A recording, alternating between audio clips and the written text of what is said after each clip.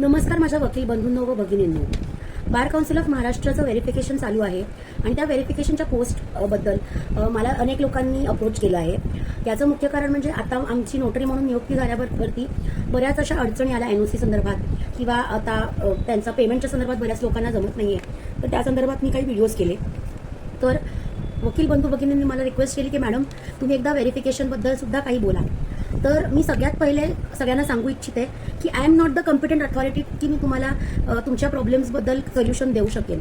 पण माझ्या व्हेरिफिकेशनच्या प्रोसेसमध्ये माझ्या ठाणे डिस्ट्रिक्ट बार असोसिएशनचे आमचे अध्यक्ष सचिव व इतर कमिटी मेंबर्स यांनी लोकांना जे जे सांगितलं, इतर माझ्या मैत्रिणींमध्ये त्यांच्या व्हेरिफिकेशन प्रोसेसमध्ये ज्या ज्या चुका झाल्या त्या, किंवा मी फॉर्म भरताना माझ्याकडनं काही चुका झाल्या, माझ्याकडनं काही हे झाल्या, तर तेव्हा मला त्यांनी जे गाईड केलं तर त्या सगळ्याचा जिस्ट म्हणून आणि माझं वैयक्तिक काही ओपिनियन्स कशा काही बाबतीत, जसं की कोणत्या प्रकारे तुम्ही कसा फॉर्म भरला पाहिजे, काय केलं पाहिजे आणि तुमच्याकडे अडचणी आल्या आता काय केलं पाहिजे, हे मी माझं वैयक्तिक मत मांडत आहे. तुम्ही तसं वागा असं नाही.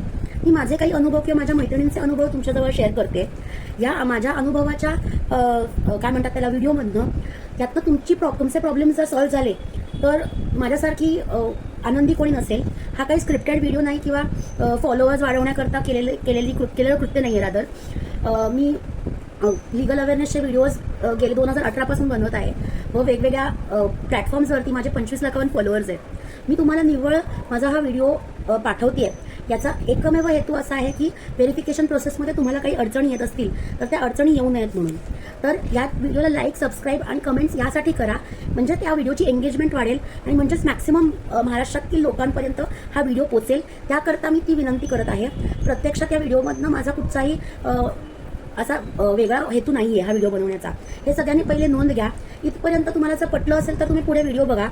तर बार काउन्सिल ऑफ महाराष्ट्र गोवाच्या व्हेरिफिकेशन प्रोसेसमधले काही पॉईंट्स मी याच्यात काढलेले आहेत, चुका काही काढलेल्या आहेत, तर त्या मी तुमच्यासमोर दाखवते. स्पष्ट मला ज्या दिसल्या त्या मी तुम्हाला सांगते आणि त्यातून तुम्हाला काही डाऊट असेल तर तुम्ही ते कोणाकडनं क्लिअर केलं पाहिजे ते पण मी तुम्हाला सांगते.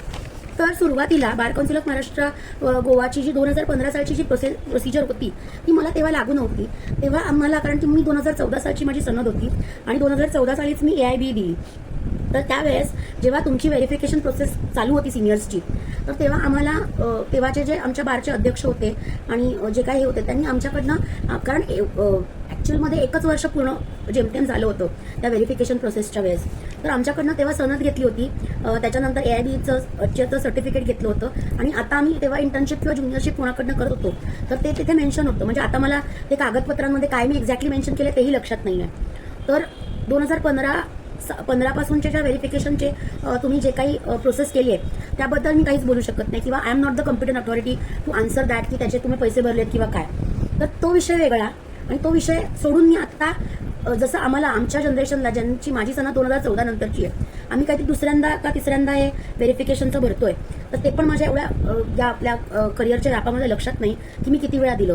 तर त्यामुळे मला लोक जे विचारतात की मॅडम तुम्ही काय करताय, तुमचं काय ओपिनियन आहे, तर माझं ओपिनियन हे आहे की बार काउन्सिलला आपण पूर्णपणे सहकार्य केलं पाहिजे. ते आपल्याला आपल्या चांगल्यासाठीच, आणि सुप्रीम कोर्टाचे आदेश आहेत ते त्यांचे पर्सनली काही त्याच्यामध्ये काही असा गैरहेतू नाहीये की आपल्याकडनं, उलट ते आपल्यालाच एक युनिफॉर्मिटी आणतात आपल्या प्रोफेशनमध्ये असं समजूया. आपल्याला ते मॅक्सिमम इतक्या दिवसात मी बघते बार काउन्सिल ऑफ महाराष्ट्र गोवा आणि इतर सगळे आमचे बारचे मेंबर्स आहेत ते इतक्या लोकांसाठी मदत करण्यासाठी ते उभे आहेत. तर आपल्याला थोडंसं त्यांना सहकार्य करायचं आहे. सहकार्य काय करायचं आहे तर आपल्यालाच आपली वकिली चालण्याकरता, आपली वकिली सुरळीत चालण्याकरता आपलेच डॉक्युमेंट मागितले जात आहेत आणि ते व्हेरीफाय करतायत जेणेकरून पुढे जाऊन आपल्याला वकिलीमध्ये त्रास होणार नाही. तर हे सगळं आपल्यासाठीच करतायत की नाही. तर म्हणजे हे माझं वैयक्तिक मत आहे. अर्थात तुम्ही त्याच्यामध्ये काय पॉलिटिक्स आणि बाकी सगळ्या गोष्टींची मला देणं नाहीये आणि मला त्याच्यात काडीचाही इंटरेस्ट नाहीये त्या गोष्टींची चर्चा करण्यामध्ये. फक्त माझं वैयक्तिक मत असं आहे की या सगळ्यासाठी आपण सहकार्य करावं. आणि मला तुम्ही व्हेरिफिकेशनला अगोदर काय दिलं, काय केलं त्याबद्दल मला कल्पना नसल्यामुळे मी आमच्या जे आताचे जनरेशन आहे त्यांना मी एवढंच नक्की सांगेन की प्लीज सहकार्य करा. आणि त्यांनी जे डॉक्युमेंट्स सांगितले ते डॉक्युमेंट्स व्यवस्थित आपण वकील आहोत, फायलिंग हे आपल्या सगळ्यांच्या रक्तातच आहे आणि एवढूशे डॉक्युमेंट्स, म्हणजे एरवी आपण एवढे बंच ऑफ डॉक्युमेंट्स आपल्या पक्षकारांचे बनवतो, तर आपल्या व्हेरिफिकेशनसाठी आपण काय एवढे चर्चा करतोय हे मला कळत नाहीये. तर आता तुम्ही 6 मिनिटं मी बोलले, तुम्ही डायरेक्टली 6 मिनिटावरती पण स्टार्ट करू शकता. मी खाली कमेंट बॉक्समध्ये तसं मेन्शन करीन.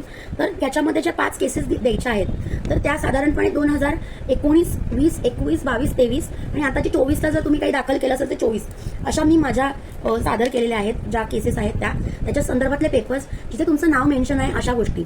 आता अगोदरच्या माझ्या ज्या 5 केसेस आहेत तर त्याचं माझ्याकडे ऑर्डर कॉपीज आहेत ज्याच्यामध्ये नाव मेन्शन आहे माझं, तर ते मी हायलाईट करून सबमिट केलेलं आहे. आणि त्या संदर्भात जर तुम्हाला डाऊट असेल 5 केसेस कोणत्या, किती सालापासून च्या केसेस घ्यायच्या काय, तर सगळ्यात योग्य व्यक्ती म्हणजे इलेक्ट केलेले जे अध्यक्ष आहेत, सचिव आहेत व इतर कमिटी मेंबर्स आहेत, तुम्ही त्यांना विचारू शकता आणि तेच तुम्हाला योग्य तो मार्गदर्शन देतील. कारण प्रत्येक वकील आपल्या सांगोवांगी गोष्टी असतात, IQ गोष्टी असतात किंवा आपल्या बुद्धिमत्तेनुसार ते दुसऱ्याला गाईड करत असतात, पण त्याचे परिणाम आपल्याला भोगायचे आहेत. कारण हे आपल्या लायसन्सचं आणि आपल्या बेसिक आपल्या मूलभूत गरजेची गोष्ट आहे ही. तर त्यासाठी बरेच सिनियर असे आहेत ज्यांनी मला विचारलं, सायली जीपे कसं ऑपरेट करायचं, किंवा मी असं पेमेंट केलं तर माझी अशी चूक झाली.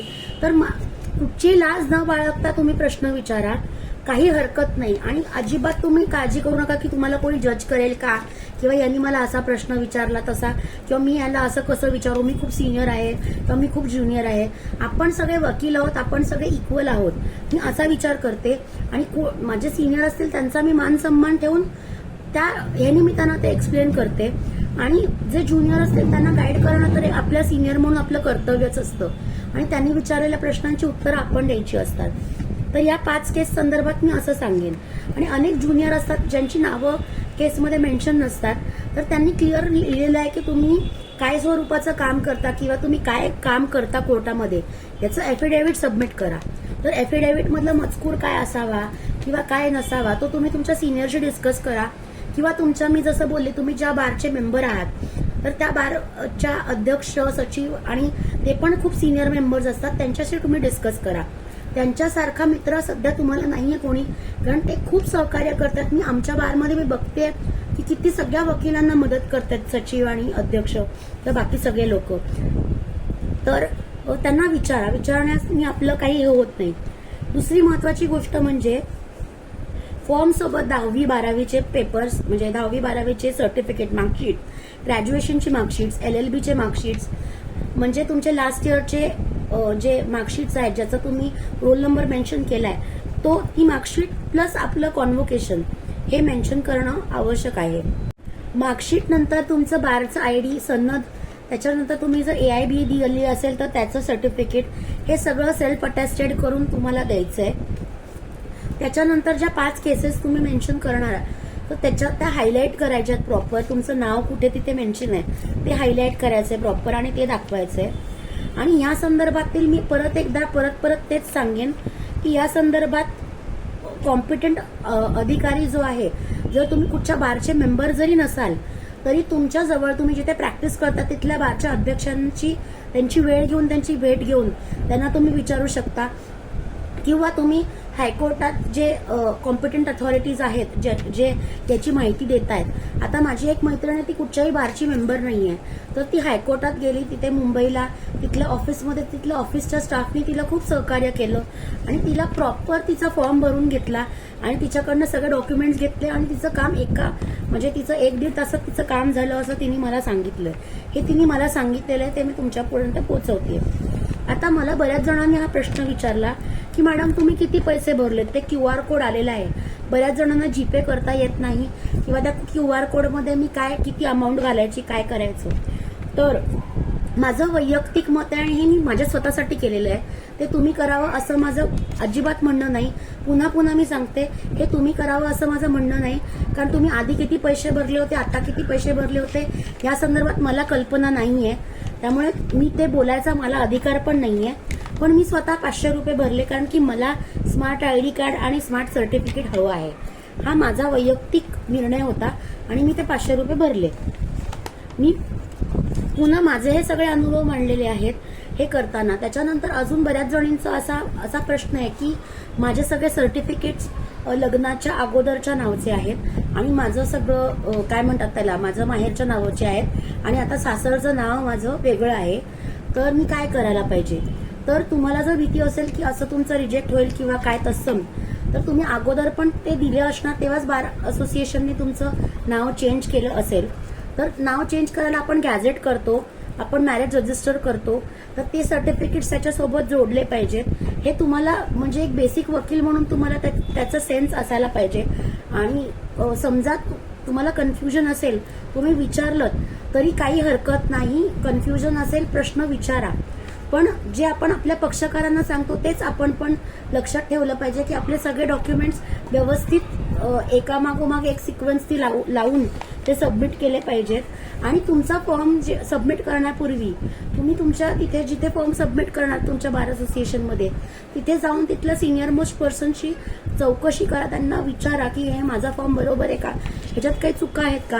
आता माझ्या फॉर्ममध्ये एके ठिकाणी मी नो लिहायला विसरले, तर मला सरांनी सांगितलं की सायली इथे नो लिहायचं, येस नो तुला काय जे काय लिहायचं ते तू लिही, पण हे कम्प्लीट कर.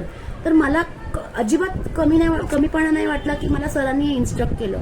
तर प्लीज एकमेकांशी बोला. आपण सगळे एक आहोत, आपण सगळे एका परिवारातले आहोत असं मी समजते, म्हणूनच मी हा व्हिडिओ करतेय. त्याच्यानंतर ह्याच्यामध्ये अनेक जणांना अनेक पर्सनल काहीतरी रिझन्सनी ॲड्रेस चेंजबद्दल किंवा तसं बाकी सगळ्या गोष्टींमध्ये कन्फ्युजन असेल, डाऊट असेल, तर तुम्ही तो डाऊट नक्कीच तुमच्या बार असोसिएशनमधनं क्लिअर करा.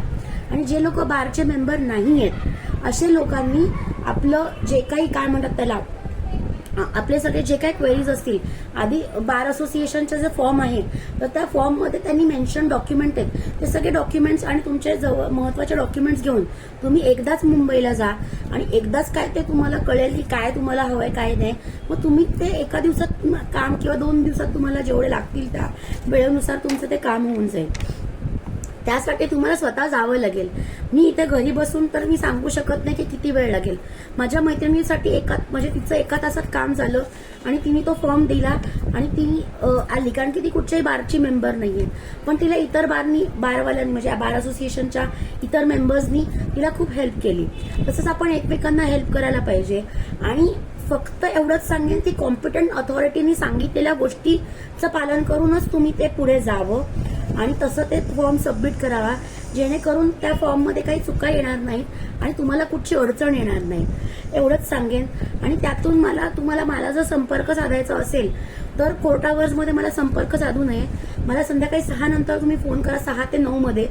त्याच्यानंतरही नका करू, कारण की माझा गेला व्हिडिओ व्हायरल झाल्यानंतर मला रात्री 2 आणि 3 वाजता फोन येत आहेत. तर तुमचीच एक बहीण आहे मी असं समजा, आणि त्या हिशोबाने मला अकॉर्डिंगली फोन करा. मी तुम्हाला मदत करायला कधीच नाही म्हटलेलं नाहीये. माझा फोन सदैव ऑन असतो. फक्त मला सध्या थ्रोट इन्फेक्शन आणि ताप येत असल्यामुळे आणि मला माझे बाकीच्या कामं आणि इतर गडबडींमध्ये मला खरंच प्रत्येक कॉल उचलणं आणि कोर्टामध्ये असताना तर बोलणं शक्य नसतं. तर तुम्हाला कधीही वाटलं, तुम्ही माझ्या यूट्यूब चॅनल हे माझं आहे, तिथे तुम्ही कमेंट बॉक्सवरती कमेंट तुम्ही करू शकता, माझ्याशी बोलू शकता. आणि एक विनंती आहे वकील बांधवांना की माझा नंबर तुम्ही प्लीज कुठच्याही इंस्टाग्राम किंवा फेसबुकवर टाकू नका. इतर वकील ग्रुपमध्ये तुम्ही शेअर केला तरी चालेल, पण प्लीज अशा ठिकाणी तुम्ही हे करू नका, कारण की 2-3 त्रासदायक पण फोन मला आले होते. तर मी तुम्हाला मदत करायला तयार आहे, पण तुम्ही बहीण समजून किंवा मुलगी समजून मला सहकार्य करा आणि कोर्ट आवर्स व्यतिरिक्त मला फोन करा. तर मी तुम्हाला मदत करायला माझ्या केपेबिलिटीमध्ये, माझ्या नॉलेजमध्ये जेवढं शक्य असेल तेवढं मी तुम्हाला मदत करायचा प्रयत्न करीन. अजून एक सांगेन शेवटी जाता जाता की 2 पासपोर्ट साईजचे फोटो तुम्हाला द्यायचे आहेत. एक तुम्हाला फॉर्मवर चिटकवायचा आहे आणि एक तुम्हाला ID साठी द्यायचा आहे. आणि सगळ्या जे डॉक्युमेंट्स तुम्ही द्याल ते सेल्फ अटेस्टेड करायचे आहेत आणि ते तुम्हाला सबमिट करताना तुम्ही पहिले आधी तुमचा फॉर्म व्यवस्थित सगळ्या गोष्टी नीट लिहिलेल्या आहेत की नाही, ईमेल ॲड्रेस तुमचा ऍक्टिव्ह आहे की नाही, फोन नंबर तुमचा जो तुम्ही दिलेला आहे तो ऍक्टिव्ह आहे की नाही ते चेक करा. ॲड्रेस, बाकी सगळ्या गोष्टी ज्या तुम्ही मेन्शन केलेल्या आहेत त्या सगळ्या गोष्टी परत नीट तपासा, कारण हा सगळा प्रश्न आपल्या प्रॅक्टिसशी रिलेटेड आहे. कारण ह्याच्यातली चूक असेल तर ती आपल्याला कदाचित काय म्हणतात त्याला खूप डेंजरस आहे. त्यामुळे नीट बारकाईने हा फॉर्म भरा आणि 10 नाही 100 प्रश्न विचारा चालेल, पण व्यवस्थित फॉर्म बनवा. आणि तुमच्या पुढील प्रगतीसाठी, तुमच्या वाटचालीसाठी माझ्या खूप शुभेच्छा. आणि माझ्याकडनं काही चूक झाली असेल तर मोठ्यांना मी आधीच क्षमस्व मागते आणि लहानांना पण मी सांगते की जर माझ्याकडनं काही म्हणजे मी हे तुम्हाला माझे अनुभव शेअर करते किंवा काय काय चुका करू शकतात ते मी सांगितलं. आणि स्पेसिफिकली लग्न झालेल्या मुली जास्त कन्फ्यूज आहेत की किंवा काही काहींचं जे गॅझेट किंवा गॅझेट झाल्याशिवाय तुमचे नावं कुठेही चेंज होत नाही, तर ते सगळे डॉक्युमेंट्स पण तुम्हाला एन्क्लोज करायचे आहेत. तर हे लक्षात ठेवा. आणि तुम्ही एक्झॅक्टली कुठचं तुम्हाला म्हणजे काय एक्झॅक्टली तुमचा प्रॉब्लेम आहे तो थोडक्यात तुम्ही मला व्हॉट्सअपवरती जर सांगितलात, पण आधी व्हॉट्सअपवर पाठवलात तर मी त्याचं उत्तर तुम्हाला मला वेळ मिळेल तसं मी देऊ शकेन. कॉलवरती प्रत्येकाशी बोलणं शक्य नाही झालं तरी मी कॉलबॅक करायचा प्रयत्न करेन. पण 350-400च्या वर मला कॉल्स येतात दिवसाला, तर मी ते सगळे अटेंड नाही करू शकत. तर प्लीज समजून घ्या मला. आणि या किंवा अशा अनेक तुम्हाला जर व्हिडिओ हे उपयोगी वाटले असतील तर नक्की लाईक करा, सबस्क्राईब करा आणि व्हिडिओला बूस्ट येऊ द्या, म्हणजे जेणेकरून महाराष्ट्रात सगळ्या वकिलांना हा व्हिडिओ पोहोचेल आणि मॅक्सिमम लोकांपर्यंत या व्हिडिओची लिंक शेअर करा. धन्यवाद.